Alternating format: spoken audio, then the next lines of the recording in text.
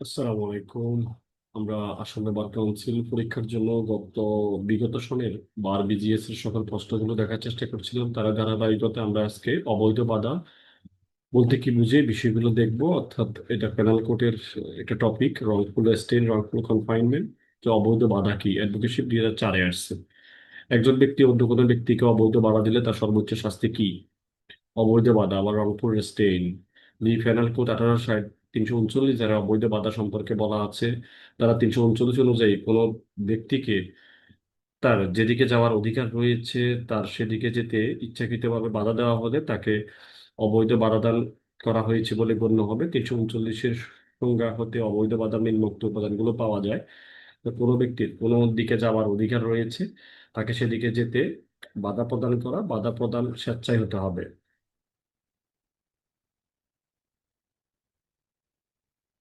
এরপরে দেখেন যে 339 এর ব্যতিক্রম হিসেবে বলা আছে যে কোনো ব্যক্তি তার ব্যক্তিগত স্থল, জল, পথে বা সৎবিশ্বাসে বাধা প্রদান করলে তা অবৈধ বাধা বলে গণ্য হবে না।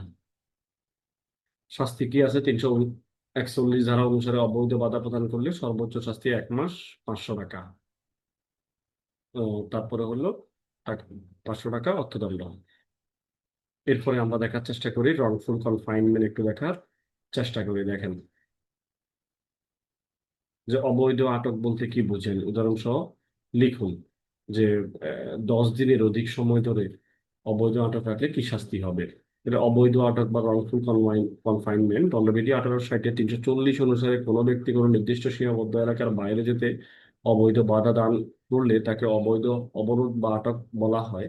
অবৈধ আটক বলতে কোনো ব্যক্তিকে তার গণ্ডির বাইরে যাওয়া থেকে বাধাগ্রস্ত করাকে বোঝায়। বিয়ে কে একটি ঘরে তালাবদ্ধ করে রাখে, ওই ঘরের বাইরে পাহারা দেওয়ার জন্য সে বন্দুকধারী দারোয়ান নিয়োজিত করে, ওই ঘরে চারদিক থেকে আবদ্ধ হয়ে পড়ে, তাহলে এটি একটি আটক। 340 এটা সংজ্ঞা নিম্নোক্ত উপাদানগুলো: কোনো ব্যক্তিকে স্বেচ্ছায় বাধা প্রদান করা হয়েছে ফলে ওই ব্যক্তি নির্দিষ্ট সীমার বাইরে যেতে ব্যর্থ হয়েছে। 340-এর বক্তব্য থেকে বোঝা যায়, কি বোঝা যাইতেছে,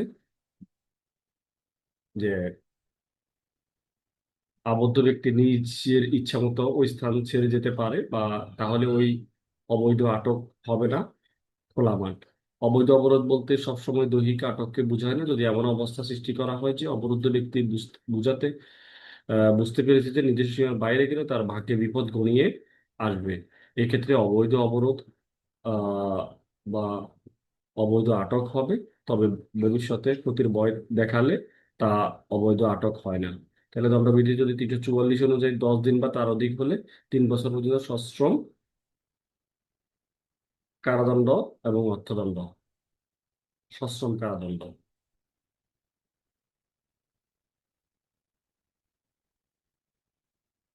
এরপরে আমরা দেখার চেষ্টা করি অবৈধ বাধা অবৈধ আটকের মধ্যে পার্থক্যগুলো কি।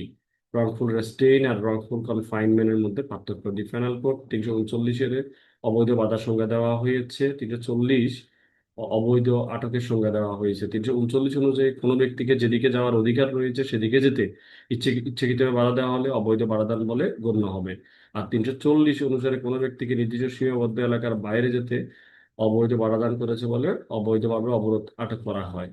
অবৈধ বাধা আংশিক প্রকৃতির আর অবৈধ বাধা পরিপূর্ণ প্রকৃতির। অবৈধ বাধার ক্ষেত্রে কোনো ব্যক্তিকে শুধু এক দিকে যাওয়া থেকে বাধা প্রদান করা হয়, আর এটা হলো সব দিক থেকে, মানে অবৈধ আটকের ক্ষেত্রে কোনো ব্যক্তির সকল দিক থেকে বাধা দেওয়া হয়। অবৈধ অবরোধের চেয়ে অবৈধ বাধা কম গুরুতর, এটা হলো অধিক গুরুতর। তারপর এটা শাস্তি হলো 1 মাস, 500 টাকা, আর এটা শাস্তি হলো 1 বছর, 1000 টাকা। ঠিক আছে, আমরা এই বিষয়টা দেখলাম। আমরা আরেকটা বিষয় দেখার চেষ্টা করি। দেখেন আমরা আহ, বল প্রয়োগ, অপরাধমূলক বল প্রয়োগ ও আক্রমণ বলতে কি বুঝেন। অ্যাডভোকেসি 2022-এ আসছে। অপরাধমূলক বল প্রয়োগ শারীরিক আঘাত সম্পর্কিত বিধান বলে আলোচনা করুন। তাহলে বল প্রয়োগ মানে এখানে ফোর্স। দণ্ডবিধি 1860-এর ধারা 349 অনুযায়ী যদি কোনো ব্যক্তি অপর কোনো ব্যক্তির বস্তুর গতি সঞ্চার বা গতি পরিবর্তন করে, গতি স্তব্ধ করে, 3টা যার ফলে উক্ত বস্তু অপর ব্যক্তির সংস্পর্শে এসে বা ওই ব্যক্তির অনুভূতিকে প্রভাবিত করে, তখন তাকে এতে বল প্রয়োগ হয়েছে বলে গণ্য হবে।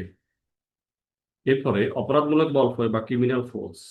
দণ্ডবিধি 1860-350 ধারায় অপরাধমূলক বল প্রয়োগের কথা বলা হয়েছে। 350 অনুযায়ী যদি কোনো ব্যক্তি স্বেচ্ছামূলকভাবে অন্য কোনো ব্যক্তির সম্মতি ছাড়া বল প্রয়োগের মাধ্যমে অপরাধ সংগঠনের উদ্দেশ্যে তার ক্ষতি বা ভীতি বিরক্তি সৃষ্টি করে, তাহলে তাকে অপরাধমূলক বল প্রয়োগ বলে। অপরাধমূলক বল প্রয়োগের উপাদানগুলো হলো অপরাধ সংগঠনের উদ্দেশ্যে কোনো ব্যক্তির উপর বল প্রয়োগ করা, এতে উক্ত ব্যক্তির সম্মতি ছিল না।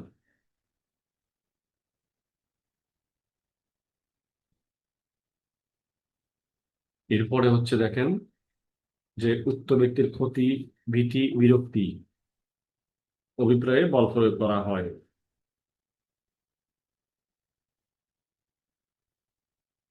এ, বিয়ের সম্মতি ছাড়াই বিয়ের পিছনে একটা কুকুর লেলিয়ে দেয়। বি, বিকে জখম, ভীতি প্রদর্শন, বিরক্ত করার ইচ্ছে থাকলে অপরাধমূলক বল প্রয়োগ করেছে বলে গণ্য হবে। এবার হলো শারীরিক আঘাত বা আক্রমণ।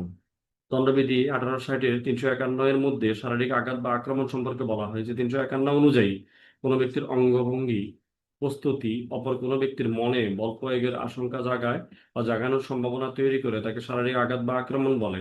আক্রমণ বা শারীরিক আঘাত বলে গণ্য হবে দুটি উপাদান থাকলে। সেটি হলো অঙ্গভঙ্গি অঙ্গভঙ্গি বা কাজ, আর প্রস্তুতি প্রিপারেশন, অর্থাৎ চেষ্টা, আর হলো প্রিপারেশন।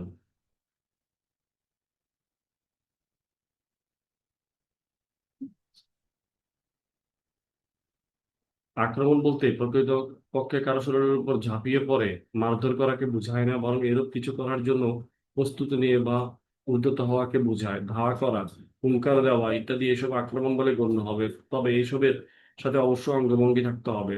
দূরবর্তী স্থানে বসে পরোক্ষভাবে হুমকি দিলে তা আক্রমণ হবে না। গুলি ছাড়া বন্দুক কারা গিয়ে তাক করলেও তা আক্রমণ বলে গণ্য হবে।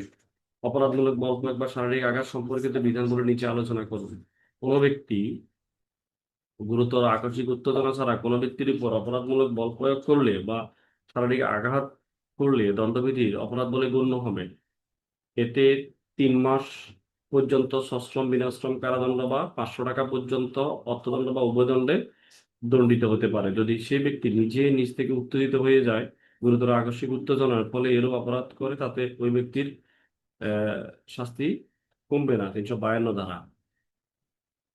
কোনো সরকারি কর্মচারী কর্তব্য পালনে বিরত রাখতে বাধা প্রদান করার উদ্দেশ্যে অপরাধমূলক বল প্রয়োগ বা আক্রমণ করলে 3 বছর পর্যন্ত সশ্রম, বিনাশ্রম কারাদণ্ড, অর্থদণ্ড বা উভয়দণ্ড দ্বারা 353 দ্বারা।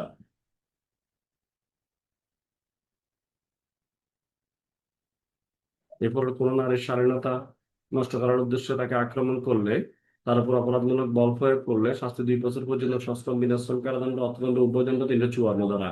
গুরুতর উত্তেজনা ছাড়া কোনোভাবে কোনো ব্যক্তিকে অপমান করার উদ্দেশ্যে আক্রমণ বা অপরাধমূলক বল প্রয়োগ করলে সর্বোচ্চ শাস্তি এখানে 2 বছর পর্যন্ত সশ্রম, বিনাশ্রম, অর্থদণ্ড বা উভয়দণ্ড 355 ধারা।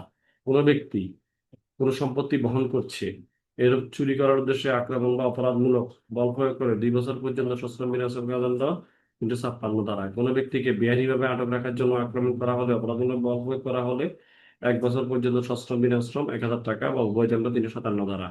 এবং গুরুতর উত্তেজনা বশত আক্রমণ বা অপরাধমূলক বল প্রয়োগ করা হলে 1 মাস পর্যন্ত বিনাশ্রম কারাদণ্ড 200 টাকা, উভয়দণ্ড 358 ধারা। আমরা একটু সমস্যামূলক প্রশ্ন দেখি। ইচ্ছাকৃতভাবে একটি ব্যক্তি মালিকানা গাড়িকে বাধা দেয়, যে 4 ব্যক্তি ভ্রমণ করছিল। এর সংশ্লিষ্ট ধারা অনুযায়ী সর্বোচ্চ সাজা উল্লেখ করুন। তাহলে আলোচ্য অংশে দণ্ডবিধি 1860-339 অধীন অবৈধ বাধাদানের অপরাধে সংঘটিত হয়েছে। এখন অবৈধ বাধাদানের নিম্নোক্ত বৈশিষ্ট্যগুলো উপস্থিত রয়েছে। কোনো ব্যক্তির দিকে যাওয়ার অধিকার রয়েছে, সেদিকে বাধা প্রদান করা হয়েছে, বাধা প্রদান স্বেচ্ছায় করা হবে। আলোচ্য অংশে এইসব উপাদান বিদ্যমান থাকলে এখানে 339 ধারার অধীনে অবৈধ বাধাদানের অপরাধে সংঘটিত হয়েছে বলে 341 ধারায় শাস্তি, সর্বোচ্চ শাস্তি এখানে 1 মাস, 500 টাকা। 6 নম্বর প্রশ্নটা আমরা একটু দেখি। এক্স জেড কে উঁচু দেওয়াল ঘেরা জায়গা যেতে বাধ্য করে, জেড জেড সেখানে তালাবদ্ধ করে রাখে। এখানে জেড উক্ত দেওয়ালে সীমার বাইরে বাধাগ্রস্ত। এক্স কি অপরাধ করেছে?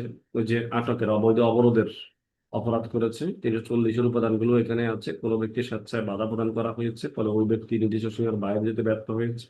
আলোচ্য অংশ উপাদানগুলো উপস্থিত, তাহলে অবৈধ অবরোধ বা আটকের অপরাধ সংঘটিত হয়েছে 342 ধারা 1 বছর 1,000 টাকা। এরপরে আমরা দেখার চেষ্টা করি যে এমন ভাবে জেডের দিকে মুষ্টি পাকা জেলে জেড বিশ্বাস করার কারণ আমাদের তাকে মারতে উদ্যত হয়েছে, সে এখানে অ্যাসল্ট করেছে, আক্রমণ করেছে। এই ব্যক্তি অঙ্গভঙ্গি বা প্রস্তুতির মাধ্যমে মানে বল প্রয়োগের আশঙ্কা জাগায় বা জাগানোর সম্ভাবনা তৈরি করেছে, তাকে শারীরিক আঘাত বা আক্রমণ বলে। জেডের দিকে মুষ্টি পাকা জেলে জেড বিশ্বাস করার কারণ জন্মায় তাকে মারতে উদ্যত হয়েছে, এখানে 351 দ্বারায় আক্রমণ করেছে। তো এতটুকু পর্যন্তই। আল্লাহ হাফেজ, দেখা হবে পরের ভিডিওতে।